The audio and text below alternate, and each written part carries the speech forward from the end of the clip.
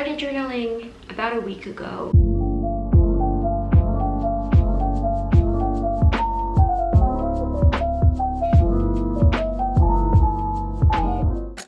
Hi everyone, I hope you're well. It's Gabby. If you're new here, hi, I'm Gabrielle and I am a French content creator and I'm very happy to have you here today. I hope you'll stick around. Today's video is going to be all about my 6-month journaling anniversary, I guess. I can't believe it's been 6 months. Like, it feels quite crazy because I started, it was like winter and now it's summer. I wanted to share with you like how it's been, my mindset throughout the whole 6 months, but also like how my mental health has been doing, and share with you also some tips. The first thing that I noticed pretty early on, once I really started to journal, was that I was really struggling to be consistent. I'm a planner, I love having structure. I was trying to really create a routine of journaling every single day at a certain time of day, and that just didn't work for me. It just made it an obligation rather than something I was doing for myself to feel good, and I really struggled. I went a few days or even a week or more without journaling, and every time I would feel bad, I would notice that it was because I hadn't been journaling for a while. And I think I just went in with wanting to be consistent, wanting to journal all the time, when it was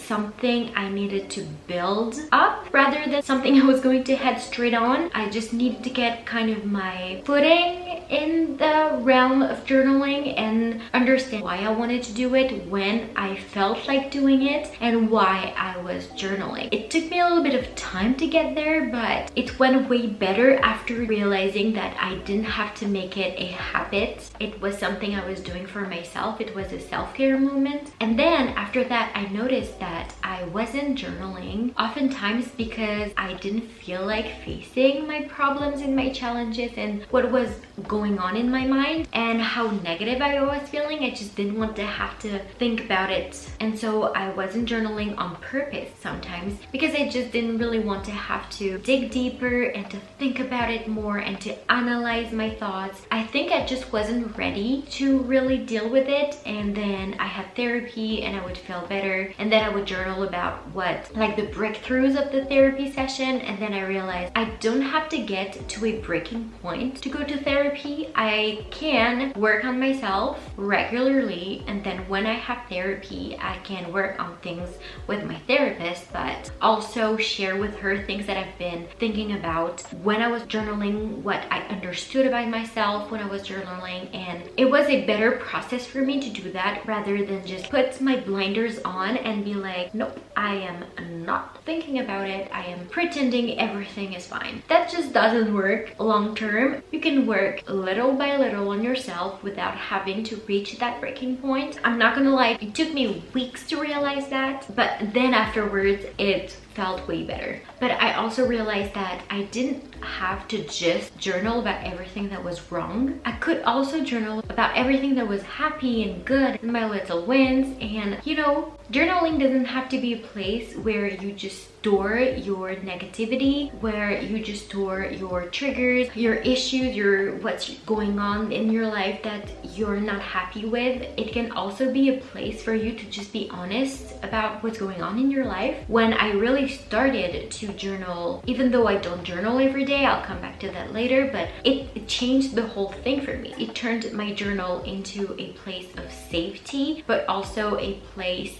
of honesty. And so not seeing my journal as a thing I have to do or a place where I need to unload the negativity in my life, it became something that I wanted to do because it was a happier place. It was an honest place. It was a place where I could be myself, but also a place where I wanted to cherish everything that happens to me because it allows me to become a better person, a better version of myself, and understand myself better. I would say it's been maybe a month or two that I've really started picking up my journal when I felt like my thoughts were just overwhelming. I was anxious about something, or I had been triggered by something and I didn't understand why, when I wanted to get things out of my head and on paper, and just so it was out of my head, or just so that I could work on it and understand what was really going on. As in, when I wanted to get to the root of an emotion or a thought or a trigger and really kind of work things through. And it's become a place where I get to learn about myself, I get to understand myself better, and a place where I can unlearn my bad thinking processes or my bad thought patterns. And it's really helped my mental health as well. I've been able to work through my emotions and work through my thoughts rather than just feeling them. I can work on them just so that they don't become a permanent situation, because sometimes when I feel anxious, it will translate on me not sleeping well, which means that then I have a harder time being positive. I have a harder time seeing things in a positive way, or knowing that there's a learning curve in something happening or me feeling a certain way. It's really made me more resilient, I think. My mental health is at such a better place compared to when I started in February, and I do think that it has a lot to do with self-work, but also with me journaling. It's been enabling me to work on it and be more consistent with working on my mental health and my traumas and thought patterns and everything. So I do feel a significant difference in how I feel and who I am. A few tips that I've learned along the way of things like don't do it the way I did it would be to not make it an obligation, to not make it something that you have to take off your to-do list. Make it something that is either part of your everyday routine because it does make you feel incredible, because you understand that that moment is a self-care moment, that it's something positive for you to do for your mental health, but don't force it. If you don't feel like journaling, either journal a bit later on and see how you feel, or just don't do it that day. It has to be something that you do to make yourself feel better in the end, or to keep on feeling better. The second tip I would have is to be super honest, open, authentic, vulnerable in your journaling. That's the mindset that I really adopted once I really understood what worked for me. Be open about your feelings and don't think that you're too negative or you're not grateful enough. You are allowed to have bad days. Make sure that you incorporate your best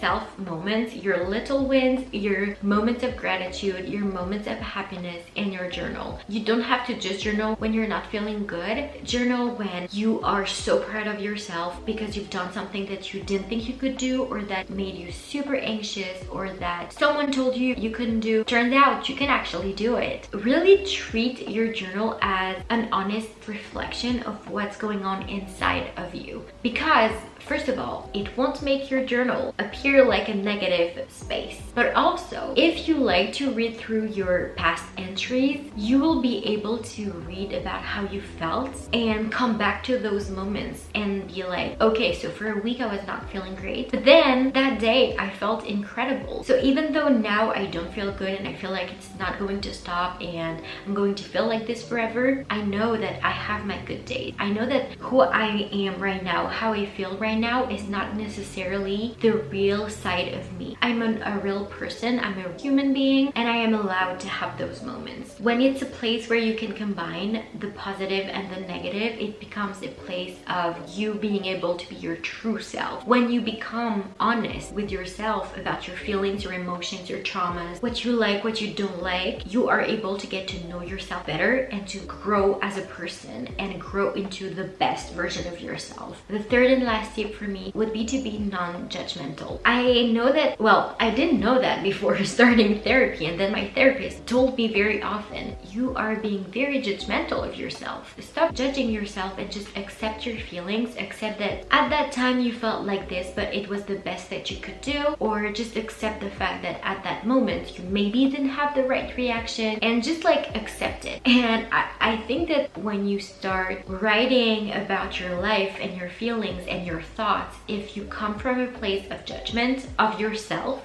it's not going to be helpful at all. Come from a place of, that's how I'm feeling, that's a fact. It doesn't mean that it's right or it's wrong, it's just a fact, that's just how it is. So I'm just going to express myself, and then we'll build on it to understand where that's coming from, what I can do to feel better, and what can I learn from it. So I hope this video was helpful for you. Tell me in the comments where you are on your journaling journey. I would love to hear about it. Tell me how it's been going. I I will see you guys in the next one. Bye!